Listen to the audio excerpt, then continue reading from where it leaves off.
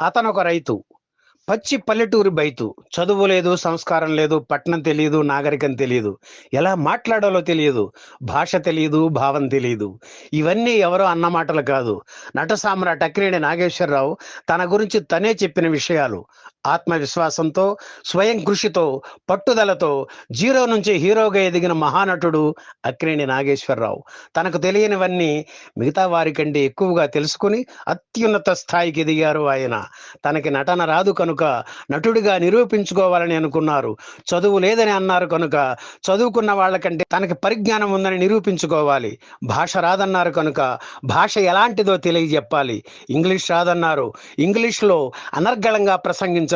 ఇంత మొండి పట్టుదల ఉంది కనుకే తను అనుకున్నవన్నీ సాధించారు అక్కినేని.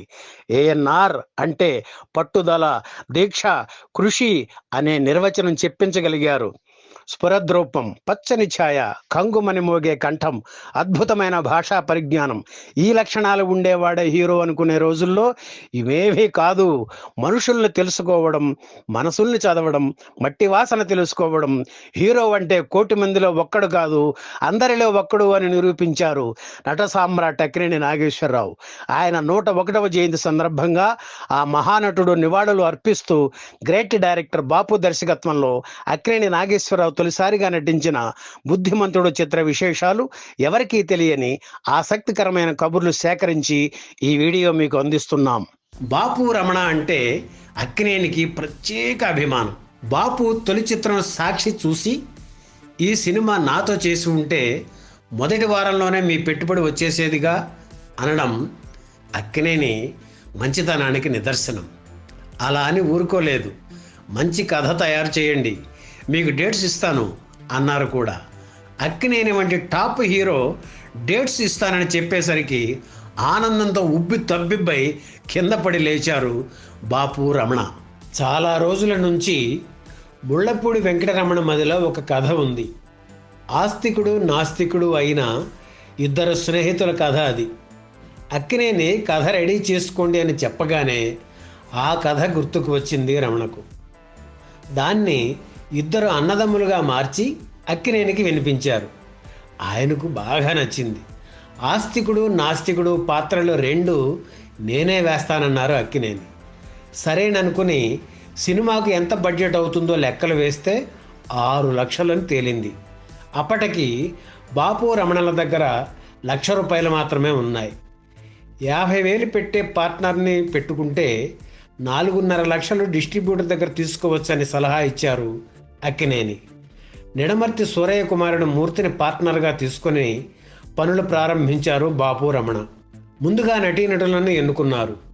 హీరోయిన్గా విజయ నిర్మల, ఆమె తల్లిగా రుక్మిణి, అక్కినేని తల్లిగా శాంతకుమారి, విలన్గా నాగభూషణం, ఆయన భార్యగా సూర్యకాంతం, వారి కొడుకుగా కృష్ణంరాజు ఎన్నికయ్యారు. ఇందులో జిల్లా విద్యాధికారి పాత్ర పోషించాలని భానుమతి ముచ్చటపడ్డారు. అయితే తన పాత్రకు పాట పెట్టడానికి రమణ ఒప్పుకోకపోవడం, అవుట్డోర్లో షూటింగ్ కావడం వల్ల భానుమతి వెనకడుగు వేశారు. ఆ పాత్రను గుమ్మడి పోషించారు. 3 రోజుల వేషం, 10 కాసుల బంగారం పారితోషికంగా ఇచ్చారు గుమ్మడికి. నవయుగ వారు ఈ చిత్రాన్ని పంపిణీ చేయడానికి ఇష్టపడకపోవడంతో అప్పుడే కొత్తగా పెట్టిన లక్ష్మీ ఫిల్మ్స్ సంస్థ అధినేత కేఎల్ఎన్ ప్రసాద్తో మాట్లాడారు అక్కినేని. ఈ సినిమాను పంపిణీ చేయమని, తేడా వస్తే తనది పూచి అని చెప్పారు. బాపు రమణలంటే ఉన్న అభిమానంతో అక్కినేని అలా చెప్పారు. అంతటి అభిమానం అక్కినేనికి. ఇందులో కీలకమైన మరో పాత్ర శ్రీకృష్ణుడు.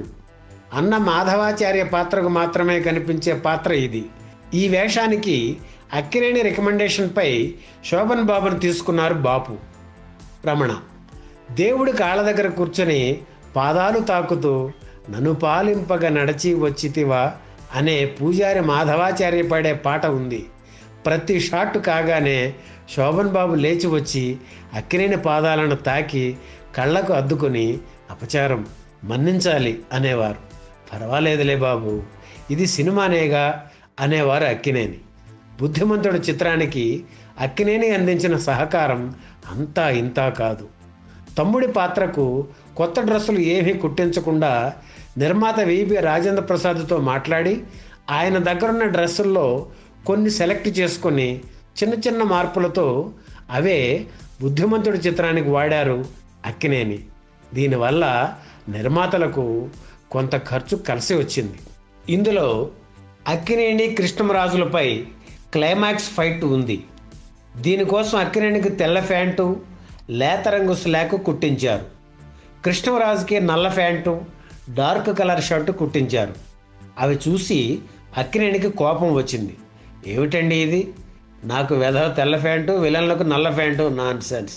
హైదరాబాద్కు మనిషిని పంపించి ఆర్ట్ డైరెక్టర్తో అర్జెంటుగా డ్రెస్సులు ఏర్పాటు చేయండి, తర్వాతే షూటింగ్ అని వెళ్ళిపోయారు అక్కినేని. కృష్ణంరాజు పొడుగాటి వ్యక్తి, అక్కినేని ఆయనతో పోలిస్తే పొట్టి. ఈయన నల్ల ప్యాంటు వేస్తే మరింత పొట్టిగా కనిపిస్తారని అలా ఇద్దరికీ డ్రెస్సులు డిజైన్ చేశారు. చివరికి అక్కినేని ఏమనుకున్నారో ఏమో, హైదరాబాద్ నుంచి వచ్చిన డ్రెస్సులు కాకుండా ముందు ఇచ్చిన డ్రెస్ వేసుకుని నటించారు. బుద్ధిమంతుడు షూటింగ్ ఎక్కువ శాతం పులిదిండి పరిసర ప్రాంతాల్లో జరిగింది. కొన్ని సన్నివేశాలను మాత్రం హైదరాబాదు సారథి స్టూడియోలో తీశారు. అక్కినేని పుట్టినరోజు సందర్భంగా 53 సంవత్సరాల క్రితం 1969 సెప్టెంబర్ 20న బుద్ధిమంతుడు చిత్రం విడుదలయ్యి విజయం సాధించింది. ఆ సమయంలోనే మనుషులు మారాలి చిత్రం విడుదలయ్యి గట్టి పోటీ ఇచ్చినా తట్టుకుని నిలబడింది. విజయవాడలో 100 రోజుల వేడుక నిర్వహించారు.